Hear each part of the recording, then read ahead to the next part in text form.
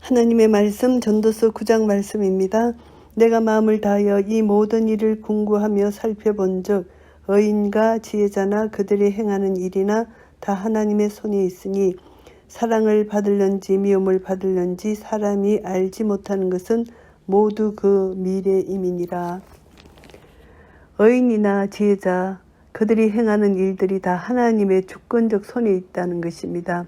그래서 인간으로서는 그것들의 결국을 결코 스스로 알 수 없다는 인간 지혜의 한계성, 하나님의 주권성을 말씀하고 있는 것입니다.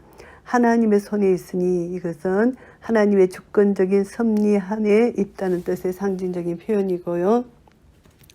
모든 사람에게 임하는 모든 것이 일반이라 의인과 악인이며 선하고 깨끗한 자와 깨끗지 않는 자며 제사를 드리는 자와 제사를 드리지 아니하는 자의 결국이 일반이니 선인과 죄인이며 맹세하는 자와 맹세하기를 무서워하는 자가 일반이로다. 이 세상에서는 선인, 악인, 의인, 불의자, 정결한 자, 부정한 자 등의 구별이 없이 모든 사람에게 유사한 상황이 임하게 된다는 그런 뜻이고요. 모든 사람의 결국이 일반인 그것은 해 아래서 모든 일 중에 악한 것이니 곧 인생의 마음에 악이 가득하여 평생에 미친 마음을 품다가 후에는 죽은 자에게로 돌아가는 것이라. 결국 모든 사람에게 많은 똑같은 운명이 임한다. 많은 똑같은 사건들이 임한다는 것입니다. 그래서 이것을 보면은 인간 본성 자체가 악하다. 모든 사람이 죄를 지었다. 모든 사람이 악인이다, 죄인이다 이런 뜻이고요. 그래서 내면 전체가 부패해 있다는 것을 알게 됩니다. 모든 산자 중에 참여한 자가 소망이 있으면 산개가 죽은 사자보다 나음이니라. 삶의 축복과 기쁨의 근원을 하나님께 두고 사람의 본분을 하나님께 대한 경외심, 계명을 지키는 것 이것에 둔다는 것을 알 수 있습니다. 이것을 확실하게 말씀하는 그런 말씀이고요. 천하고 남에게 경멸받는다 할지라도 산자가 비록 능력 있고 이풍당당하나 죽은 자보다 더 낫다 이런 뜻을 말씀하고요. 무릇 산자는 죽을 줄을 알되 죽은 자는 아무것도 모르며 다시는 상도 받지 못하는 것은 그 이름이 잊어버린 바 됨이라. 이 세상에서 삶의 기쁨을 향유할 능력이 없다는 관점으로 이해되어져야 됩니다. 이 세상에 살면서 수고 가운데 얻어 누리는 삶의 기쁨, 낙을 여기서 나타내는데요. 죽은 자는 기억이 사라져 버리고 만다. 이것을 보면은 잊혀짐, 인생에서 큰 비극 중에 하나가 잊혀진다는 것이죠. 그래서 내세의 삶이 현세의 삶에 의해서 좌우되기 때문에 한 번뿐인 삶의 기회가 얼마나 중요한지를 교훈해 준다고 생각할 수가 있는 말씀이고요. 그 사랑함과 미워함과 시기함이 없어진 지 오래니 해 아래서 행하는 모든 일에 저희가 다시는 영영이 분복이 없느니라. 단순히 사랑, 미움, 시기 등에 의해 옛적 행위가 사라져 없어졌다는 뜻을 나타내기보다는 그 감정 자체가 사라져 버렸다는 뜻을 강조합니다. 사람이 이 세상에서 하나님의 은혜로 수고 가운데서 얻어 누리는 삶의 기쁨, 먹고 마시며 삶의 낙을 누리는 것을 암시한다고 할 수가 있고요. 너는 가서 기쁨으로 내 식물을 먹고 즐거운 마음으로 내 포도주를 마실지어다. 이는 하나님이 너희 하는 일을 벌써 기쁘게 받으셨음이니라. 하나님께서 주신 은혜 안에서 최선의 삶을 살아가며 낙을 누리는 것을 권고하는 말씀이고요. 내 의복을 항상 희게 하며 내 머리에 향기름을 거치지 않게 할지니라. 축제적인 기쁨을 나타내는 뜻에서 입으라고 권고하는 것입니다. 그래서 축제적인 기쁨을 나타내는 것으로서 바르다, 거치지 않는다, 이 의복을 항상 희게 한다, 머리에 기름을 바른다. 이것이 축제적인 분위기, 기쁨의 분위기라는 것을 말씀하고요. 내 헛된 평생의 모든 날, 곧 하나님이 해 아래서 내게 주신 헛된 날에 사랑하는 아내와 함께 즐겁게 살지어다. 이는 내가 일평생에 해 아래서 수고하고 얻은 분복이니라. 이제 참된 낙을 누리는 방법 중 하나는 하나님이 정해주신 아내와 함께 즐겁게 살아가는 것을 말씀합니다. 솔로몬은 그가 지은 잠언에서도 아내와 함께 부부의 애를 누리며 음녀를 멀리할 것을 권고한 적이 있습니다. 그래서 평생 헛된 날, 이 하나님이 헤아려 주신 것이 헛된 날이라고 하지만 사랑하는 아내와 함께 즐겁게 산다는 것이 중요하다. 그것이 분복이라고 말씀하고요.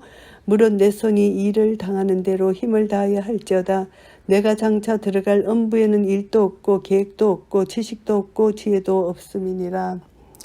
인생의 행복이 수고하는 가운데 낙을 누리는 것인데 진정 낙을 누리고자 한다면 맡겨진 일에 최선을 다할 것을 권면하는 말씀입니다. 음부에는 없다는 것이죠. 음부에는 아무것도 없다는 것입니다. 일도 없고 계획도 없고 지식도 없다는 것입니다. 그래서 이것을 보면은 음부라는 것은 이 땅에서 죽은 악인들이 최후의 백보자 심판을 받을 때까지 일시적으로 거하는 처소입니다. 그게 신약에 기록되어 있습니다. 그래서 이것을 보면은 이 세상에 살아있는 동안 최선을 다해서 수고하는 가운데 낙을 누리라는 뜻을 강조하는 것이고요. 내가 돌이켜 해 아래서 보니 빠른 경주자라고 선착하는 것이 아니며 유력자라고 전쟁에 승리하는 것이 아니며 지혜자라고 식물을 얻는 것이 아니며 명철자라고 재물을 얻는 것이 아니며 기능자라고恩寵을 입는 것이 아니니 이는 시기와 우연히 모든 자에게 임함이라. 이 세상에서 얻는 수고의 보상, 삶의 낙을 누리는 분복이 자기 자신의 노력이나 힘에 의해서 얻어지는 것이 아니라는 것입니다. 결국은 하나님의 은혜와 주권에 의한 것이라는 것을 말씀하고요. 인간의 육신적 노력, 자기의 힘에만 의존하는 태도를 배격하고 하나님을 경외하고 하나님을 의지해야 된다는 것을 권면하는 말씀입니다. 오직 그리스도를 믿는 은혜 가운데서 모든 것을 행해야 된다는 것이고요. 시기와 우연은 하나님으로부터 온다는 것이죠.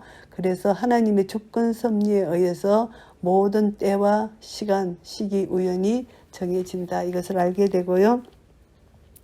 대저 사람은 자기의 시기를 알지 못하나니 물고기가 재앙의 거물에 걸리고 새가 올무에 걸린 같이 인생도 재앙의 날이 호련히 임하면 거기 걸리느니라. 죽음의 때를 가리킵니다. 또 불행의 때를 가리킨다고도 볼 수 있습니다.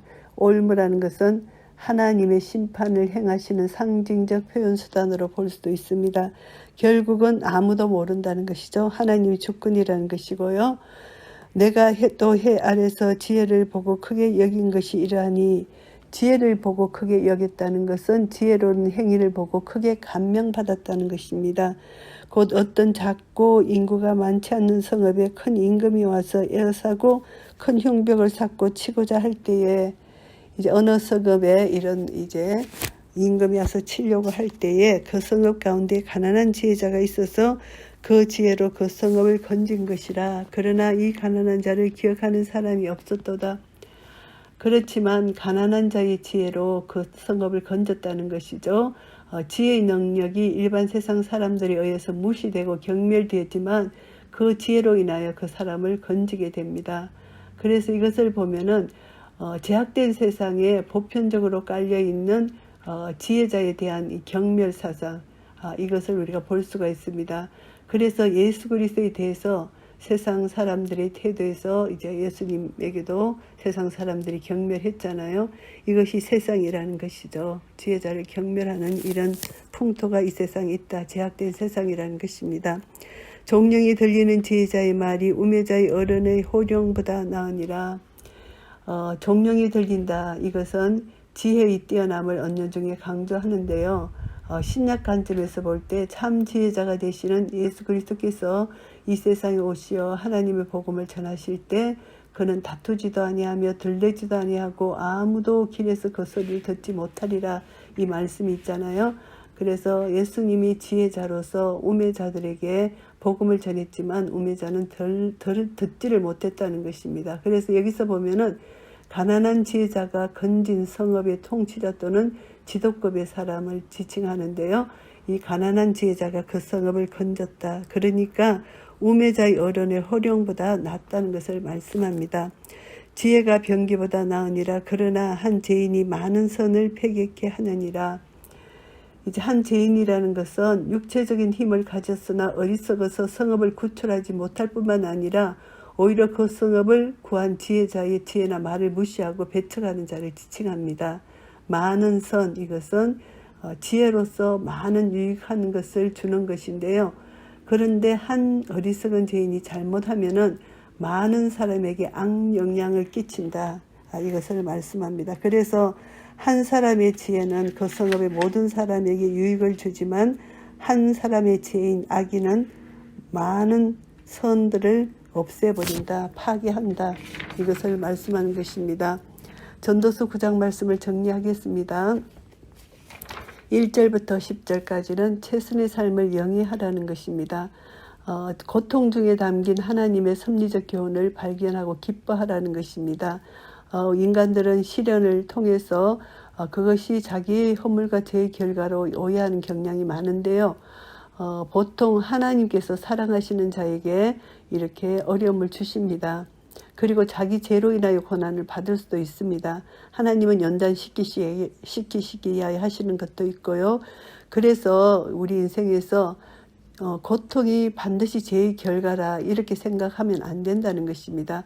분명히 거기에는 하나님의 선하신 계획과 뜻이 담겨 있다 이렇게 받아들여야 되고요.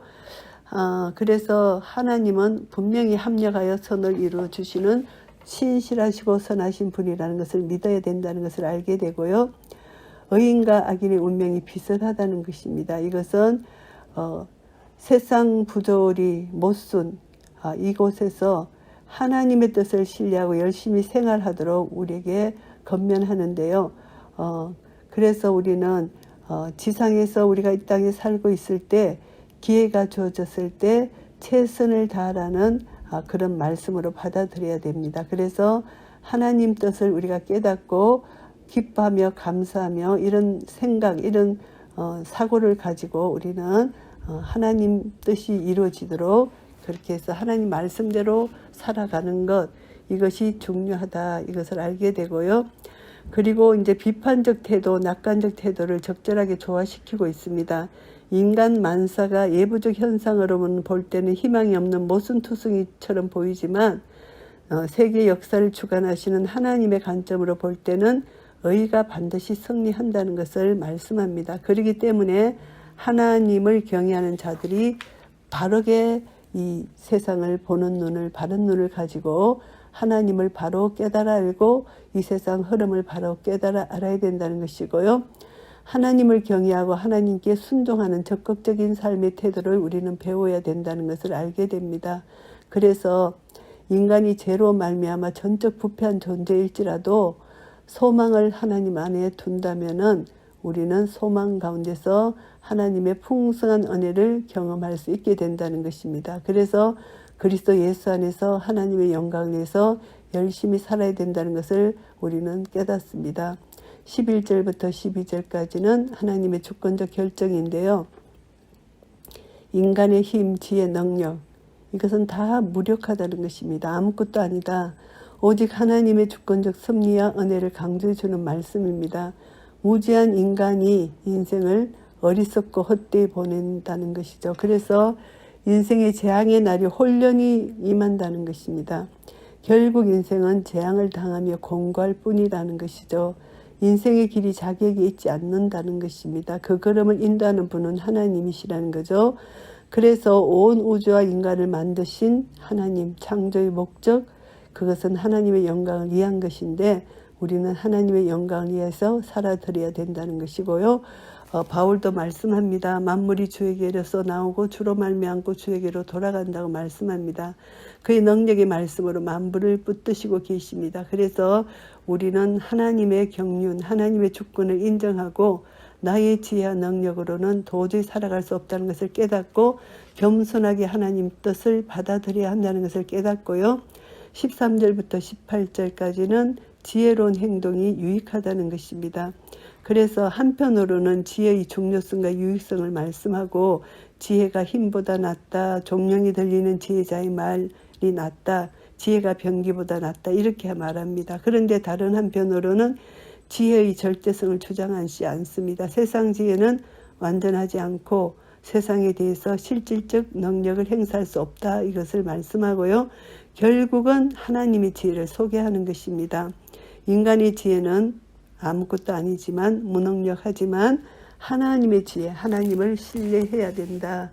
하나님을 경외하는 자에게 하나님의 지혜는 선물로 주어진다는 것입니다.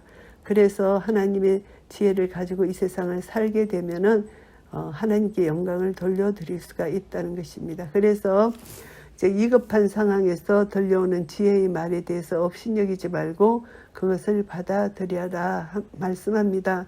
어리석고 강팍한 죄인이 지혜를 거부하면 많은 선들이 파괴된다는 것이죠. 그래서 이제 아간의 탐욕 때문에 이스라엘 군대가 패배했잖아요. 그래서 우리가 이 말씀 속에서 어떤 교훈을 받을 수 있나 하면은 지혜는 자신의 생명뿐만이 아니라 주의 모든 사람들을 구원할 수 있는 능력이 있습니다. 그런데 이 세상에서의 지혜는 정당한 대우를 받지 못하고 멸시당할 수도 있습니다. 그래서 우리 성도들은 온유하고 겸손한 태도로 지혜와 진리의 말씀을 전파하고 많은 영혼에게 예수 그리스도를 증거해야 된다는 것을 깨닫게 되고요.